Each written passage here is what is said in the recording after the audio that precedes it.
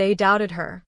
They whispered behind her back, their voices hushed but heavy with skepticism. The professor tried to humiliate her, to make her feel small in front of the entire class. But when she stepped forward, when she picked up the chalk, she did something that left everyone in stunned silence. No one, absolutely no one, saw it coming. Monica Ellison walked into the lecture hall, her grip tightening on the strap of her backpack, knuckles whitening just slightly. It was a reflex, a silent response to the weight pressing down on her chest.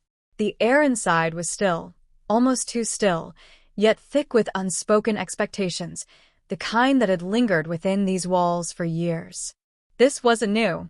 She had felt this before, stepping into rooms where people judged her before she even opened her mouth. But today, something about it felt heavier, different. She made her way to her usual seat, near the front.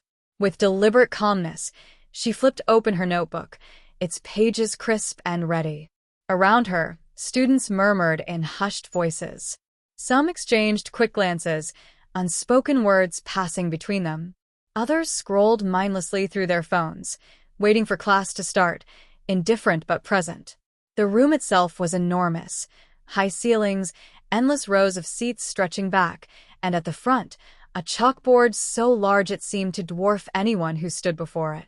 It was designed to remind students that they were small, that they had to fight for their place here. Then the door opened. Dr. Richard Henshaw entered. The room fell into an instant hush. He was a man whose name carried weight, whose reputation had traveled far beyond these walls. Brilliant? Without a doubt. But ruthless. The kind of professor who believed in breaking students down before molding them into something sharper, stronger. Only not everyone got the privilege of being rebuilt. Monica had faced pressure before, long nights spent drowning in complex equations, grueling competitions where a single misstep could cost everything. But this was different. This wasn't about solving an equation. It was about proving she deserved to be here. Henshaw set his leather-bound notebook down on the desk, his sharp gaze scanning the room. He barely acknowledged the students wrapped in designer sweaters and tailored blazers. But when his eyes landed on Monica, his lips curled, just slightly, not quite a smirk, but something close enough to it. "Miss Ellison," he said, stretching out her name in a way that made it feel foreign, unfamiliar. "Let's see what you've got. Come up and solve this for us." A ripple of movement spread through the room, not just the usual shifting of students in their seats, but something more. Interest, amusement, curiosity. Monica knew exactly what this was. A test. And not just an academic one. She shut her notebook and stood, her movements deliberate. No rushing. No hesitation. If she so much as wavered, they would see it as confirmation of what they already believed. That she wasn't meant to be here. Henshaw handed her the chalk. Then he stepped aside. The equation on the board was no simple exercise. It was designed to make students stumble. A complex multivariate function that demanded both precision and intuition. Not impossible, but difficult enough to make an example out of whoever dared to attempt it. Behind her, a whisper. "She's going to mess it up." Another voice, more skeptical than cruel. "Let's see if she even knows where to start." Monica blocked them out.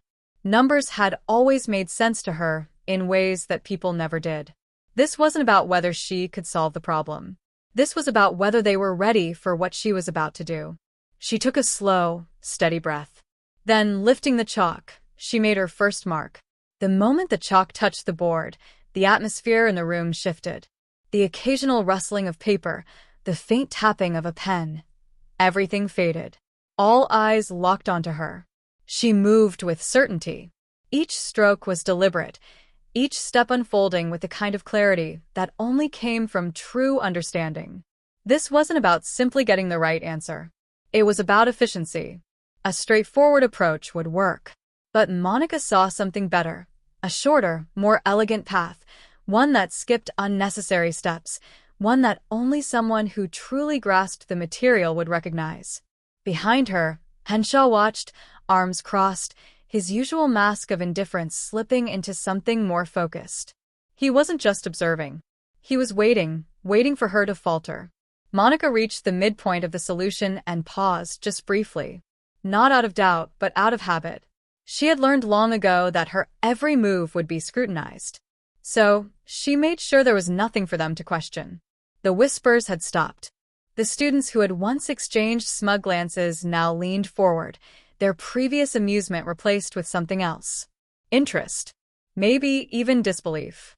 She kept going, the equation unraveling beneath her fingertips. Piece by piece, it fell into place exactly as she had predicted. Someone behind her exhaled sharply. She's actually doing it. Another voice, quieter, almost grudging. And she's doing it fast. Monica didn't stop. She didn't let the weight of their stares slow her down. Because this moment wasn't just about solving a problem. It was about rewriting the way they saw her. And she wasn't leaving any room for doubt. It was about rewriting the way they saw her. And she wasn't leaving any room for doubt. It was something she demanded. Respect, recognition, acknowledgement. And she would demand it every single time. If you've ever felt underestimated, let this be a reminder. Your talent speaks for itself. You don't need permission to be great. Keep pushing. Keep proving them wrong. If this story resonated with you, hit that like button. Share it with someone who needs to hear it. And don't forget to subscribe for more stories that matter.